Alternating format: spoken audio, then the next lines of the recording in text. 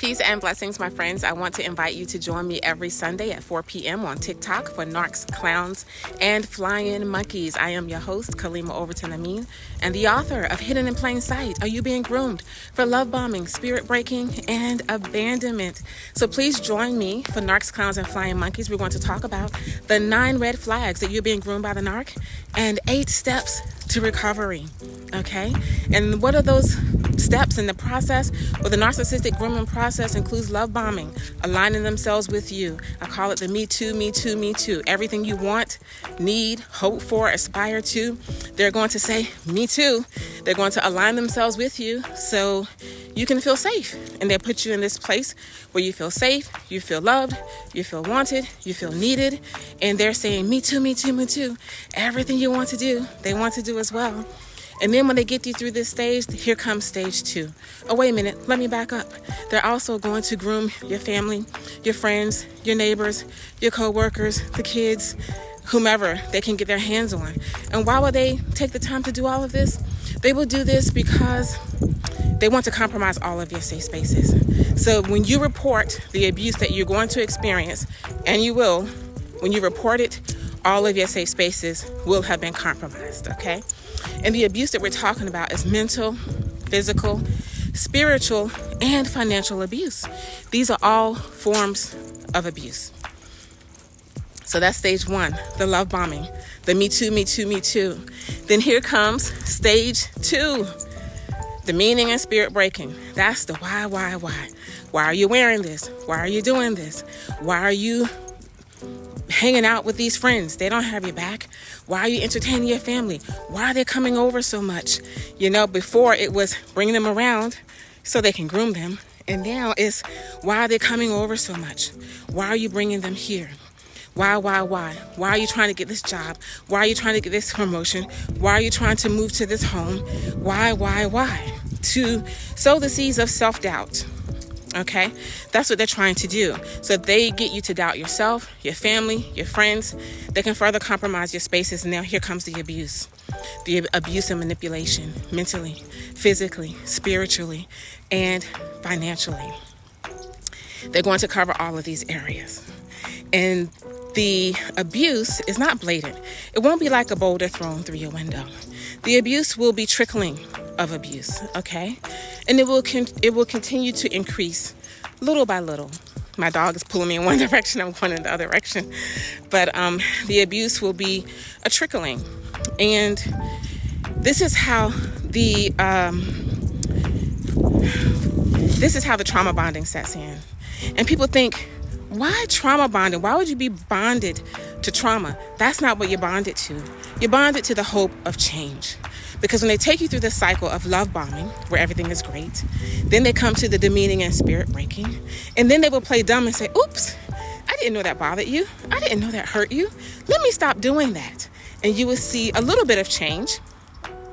Okay, so now you're thinking, wow, things are going back to normal. Things are going to be great again. And then they will loop you back around to the love bombing, then the abuse, then the promises of change, and then around and around you go. And this is how you become bonded to the hope of change. This is how you become bonded to that person, because you're hoping that things will get better. You're not bonded to the abuse. I wish there was another name for it, but there isn't. That's the name the experts gave it. Okay? And so once you get through that, now here comes the final finale, the major abuse, whether it's mental, physical, spiritual, and financial, and even abandonment. If you read my book, you'll see women being abandoned on honeymoons, on vacations, on, just coming home and being thrown out of their homes and things of this nature. So then here comes the abandonment. And guess what? When you go to the people that were around you to report this abuse, they have been compromised. Your world will get kind of small. Some people will stick with you, and some people will have those seeds of doubt sown, and they won't believe that you have been abused. And this is where you come to the flying monkeys. And that's what we call the flying monkeys. It's not something I made up. It's actually a term that they use for the people who help and support the narcissist in their abusive tactics and ways. These are family and friends of the narcissist. And they know already that the person is abusive, but they hide it. They hide it from you, and sometimes in hopes that person will change, but oftentimes they're hiding it to protect the narc. Okay, so we're going to talk about all of those things in my series, Narcs, Clowns, and Flying Monkeys. You can see the whole thing every Sunday at 4 p.m. on TikTok. And you can also catch the clips of it on my personal page here and on the short stories. And you can catch little longer clips on my professional page, author Kalima Overton Amin. Please go to that page. This is where all the videos are, okay? You can get information there. And of course, you can read my book, Hidden in Plain Sight, Are You Being Groomed for Love Bombing, Spirit Breaking, and Abandonment? It's available at Barnes & Noble, Amazon, iTunes, Google Play, and you can also get it on Kindle. And in my book, I talk about those 9 red flags that you're being groomed by the narc, 8 steps to recovery. I interview women who were African American, Caucasian, and South American, Muslim, Christian, and Catholic about the narcissistic grooming process and the things that they went through, you know, and those 9 red flags that they missed, but we want to make sure that you don't miss them. And I'm going to finish my walk out here.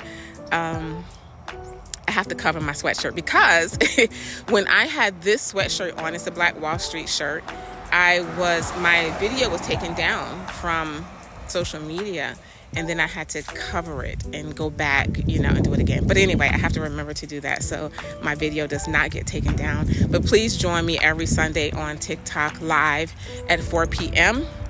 And for Narcs, Clowns, and Flying Monkeys, if you can't, or if you're not on TikTok, you can actually catch it replayed on my professional page, which is author Kalima Overton Amin, right? I do want to make sure that I help you learn the 9 red flags and protect yourself, your family, and your friends from the narcissistic manipulation, abuse, and abandonment. Let me finish getting these steps in and making sure I'm taking care of my emotional and spiritual and physical health. Walking does all of that for me. You may have something else. Everyone has something that gives them a reboot. You know, if it's walking or cycling or playing chess or art, music, find a place where you can reboot in life, okay? Make sure you're constantly rebooting over and over again. You need to do this. So peace and blessings, my friends. Enjoy your day and take care.